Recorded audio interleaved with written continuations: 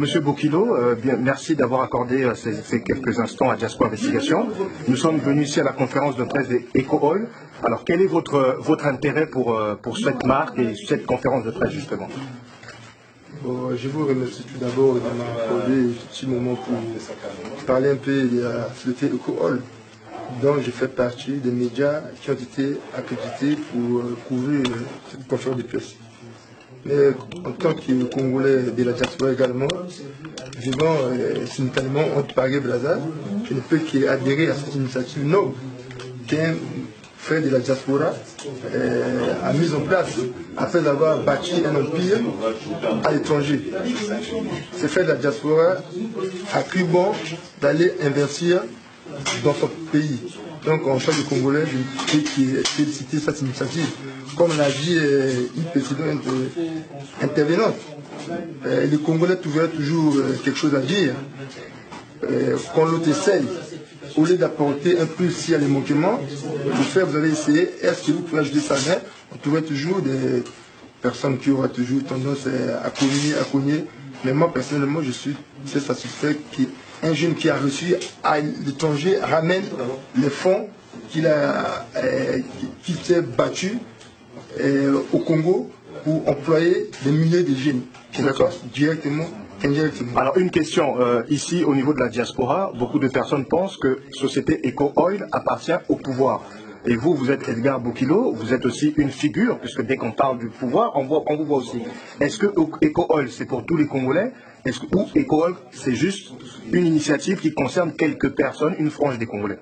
Non, EcoOil, c'est une société privée qui n'a rien à voir avec le pouvoir.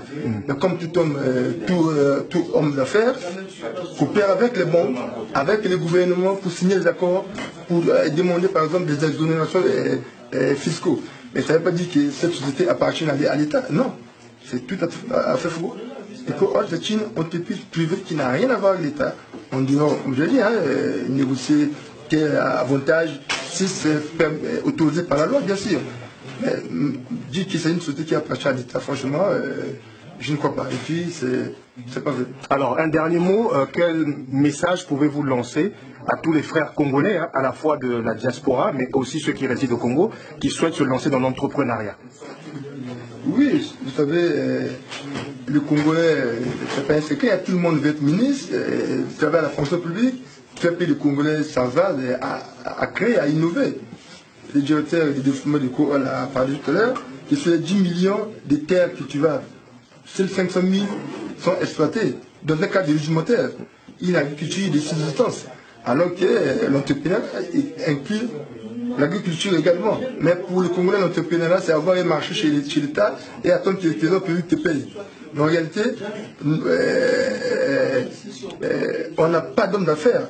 Donc les gens comme le Ville de Toka, c'est des gens à féliciter parce qu'ils font des affaires sans pourtant attendre que le trésor public le paye, comme le pseudo-homme d'affaires congolais. Les opérateurs économiques. Le pseudo-opérateur économique qui n'a qu'un sac comme bureau. Donc moi, j'encourage les jeunes ici de la diaspora qui sont au Congo de ne pas attendre les emplois de la fonction publique. Vous voyez l'État que nous avons connu, quelques mois par exemple, les salaires, quelqu'un qui a son agriculture, il cultive, il récolte, il vend, il a tout de suite de l'argent. Alors que vous attendez toujours chez l'État. C'est comme, parfois ça fait du yo-yo, parfois on paye, parfois les puissants baissent, voilà. Donc j'encourage les initiatives comme celle du EcoOil à se développer, et que les Congolais s'en peignent de cette expérience, aussi de se lancer. Très bien, merci M. Bokilo. De rien.